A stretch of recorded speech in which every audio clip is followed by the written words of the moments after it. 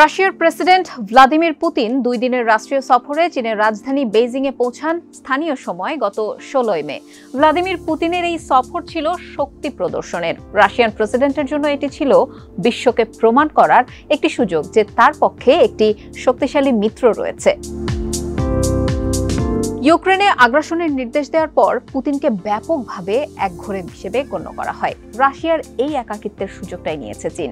চীনের president Xi Jinping এর কাছে পুতিন একটি নতুন বিশ্ব ব্যবস্থা খোঁজার মূল অংশীদার, যেখানে মার্কিন যুক্তরাষ্ট্রের মোড়লগিরি থাকবে না। পুতিনেরও এই একই বাসনা, কিন্তু সেখানে শি যে মনে মনে তাকে বাদ দিয়ে নেতৃত্বের জায়গা নিজের দখলে নিতে চাইছেন, এটা পুতিন বুঝলেও তার খুব বেশি কিছু করার নেই। এখন শি চাইছেন পুতিনকে নিয়ে তিনি বিশ্ব ব্যবস্থাকে এমন দিকে ঘুরিয়ে দেবেন যেখানে যুক্তরাষ্ট্র ও তার পশ্চিমাদের জায়গায় চীন নেতৃত্ব দেবে। তাহলে দুই বন্ধুর সম্পর্ক কি ভেঙে যাবে? কে কোন স্বার্থ নিয়ে এগোচ্ছে? এসব জানতেই আমাদের আজকের প্রতিবেদন। আপনাদের সাথে আছি আমি মোহনা হোসেন। পুতিন বেইজিংয়ে পৌঁছালে শি তার অতিথিকে স্বাগত জানান। তিনি পুতিনের জন্য লাল গালিচা বিছিয়েছিলেন। চীনের ব্যান্ড পার্টি পুরনো রেড আর্মির গান বাজায় এবং উল্লসিত শিশুরা তিয়াননানমের স্কোয়ারে হেঁটে যাওয়ার সময় দুই নেতাকেই অভ্যর্থনা জানায়। ছবি তোলার জন্য দুই নেতাকে সংক্ষিপ্ত আলিঙ্গন করতেও দেখা গেছে তখন। রাশিয়ান এবং চীনা রাষ্ট্রীয় মিডিয়া দুই নেতার বন্ধুত্বপূর্ণ সম্পর্কের উপর খুব বেশি মনোযোগ দিয়েছে, কিন্তু প্রকৃতপক্ষে রাশিয়া চীন তথা পুতিন আর শির সম্পর্ক এখন আর সমান অংশীদারত্বের ভিত্তিতে নেই। ব্রিটিশ সংবাদ মাধ্যম বিবিসির এক প্রতিবেদন তাই বলছে। অনেক আশা ভরসা নিয়েই বেইজিংয়ে পা রাখেন পুতিন। চীনের সাথে ব্যাপকভাবে বাণিজ্য চালিয়ে যেতে আগ্রহী বিচ্ছিন্ন রাশিয়া। চীন সফরে পুতিনের বক্তব্যের সুর ছিল মধুমাখা এবং চাটুকার বাক্যে ভরা। পুতিন বলেছিলেন তার পরিবার ম্যান্ডারিন শিখছে। তার এই বক্তব্য বিশেষভাবে উল্লেখযোগ্য, কারণ তিনি খুব কমই জনসম্মুখে নিজের সন্তানদের সম্পর্কে কথা বলেন। পুতিন ঘোষণা করেছিলেন তিনি এবং শি ভাইয়ের মতন ঘনিষ্ঠ। চীনের অর্থনীতির প্রশংসা করতে গিয়ে তিনি বলেছিলেন এটি দ্রুত গতিতে লাফিয়ে লাফিয়ে এগিয়ে যাচ্ছে। তার এই বক্তব্য সাম্প্রতিক সময়ে মন্থর অর্থনীতির কারণে চিন্তিত বেইজিং কর্মকর্তাদের সঙ্গে ভালোই খেলবে। পুতিনের এসব প্রশংসার জবাবে শি জিনপিংকে উচ্চ প্রশংসার সুরের প্রতিধ্বনি করতে দেখা যায়নি। তার বক্তব্য ছিল গতানুগতিক, খানিকটা সোজাসাপটা। তিনি বলেছিলেন পুতিন একজন ভালো বন্ধু এবং একজন ভালো প্রতিবেশী। চীন তার অতিথির জন্য আয়োজিত স্বাগত অনুষ্ঠান এবং একতা প্রদর্শন করেছে, যা স্বাভাবিক। অতিথির প্রশংসা করে তাকে খুশি করার জন্য এসব করা হয়নি।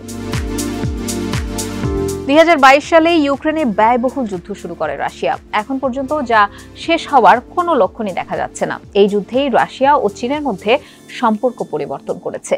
একই সঙ্গে রাশিয়ার সেনাবাহিনী এবং এর অর্থনীতির দুর্বলতা প্রকাশ করেছে। শি জিনপিং এটা ভালো করেই জানেন যে এখন নেতৃত্বে তিনিই আছেন। ইউক্রেন যুদ্ধ রাশিয়াকে পশ্চিমা বিশ্ব থেকে বিচ্ছিন্ন করেছে। ভূরাজনৈতিক বিশ্লেষকরা মনে করছেন পশ্চিমের সঙ্গে চীনের সম্পর্ক উত্তেজনাপূর্ণ হতে পারে, কিন্তু বেইজিং রাশিয়ার মতো বিশ্ব থেকে বিচ্ছিন্ন করেনি।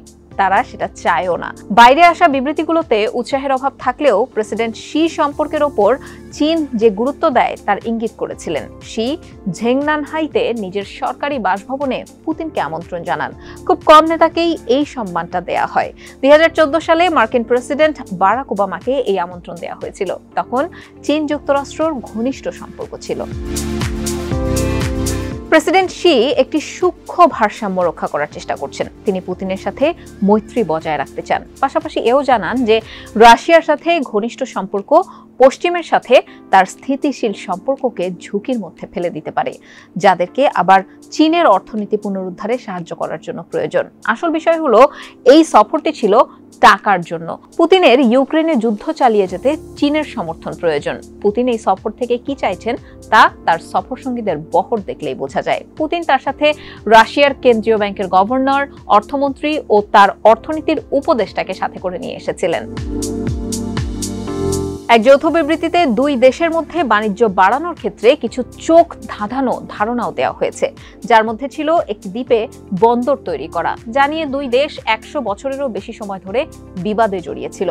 তারা উত্তর কোরিয়ার সাথেও কথা বলেছিল যে উত্তর কোরিয়ার একটি গুরুত্বপূর্ণ নদী ব্যবহার করে চীনা জাহাজ জাপান সাগরে পৌঁছাতে পারে কিনা। বিবৃতিতে সহযোগিতা শব্দটি 130 বার উল্লেখ করা হয়েছে। দুই দেশের এমন বিবৃতি আর পদক্ষেপ সতর্কতার সাথে নজরে রাখছে যুক্তরাষ্ট্র। গত মাসে মার্কিন পররাষ্ট্রমন্ত্রী অ্যান্টনি ব্লিংকেন রাশিয়ার যুদ্ধে জ্বালানি দেয়া এবং রাশিয়ান ড্রোন এবং ট্যাঙ্কগুলোতে ব্যবহার করা যেতে পারে এমন উপাদানগুলোতে বাণিজ্য বন্ধ করতে চীনকে সতর্ক করেছিল। পুতিনের এই সফর এবং সফরকে ঘিরে চীনের আয়োজন করা অনুষ্ঠানের মাধ্যমে অবশ্যই শি প্রমাণ করতে দৃঢ় প্রতিজ্ঞ যে তিনি পশ্চিমের চাপের দ্বারা প্রভাবিত হবেন না। কিন্তু এই ঐক্য প্রদর্শনের পর্দার আড়ালে শি রাশিয়ার সঙ্গে যত দূর যেতে প্রস্তুত তার একটা সীমাবদ্ধতা থাকতে হবে। মোটা দাগে এটা বলা যায় যে চীনের স্বার্থ আর রাশিয়ার স্বার্থ এক নয়। এই সম্পর্কের সিনিয়র অংশীদার হিসেবে শি সম্ভবত তখনই সহযোগিতা করবেন যখন এটি তার জন্য উপযুক্ত হবে। এমনকি যদি তার প্রিয় বন্ধু এবং মিত্রের তাকে প্রয়োজন হয়, তখনও তিনি ভেবেচিন্তেই তার পাটা ফেলবেন।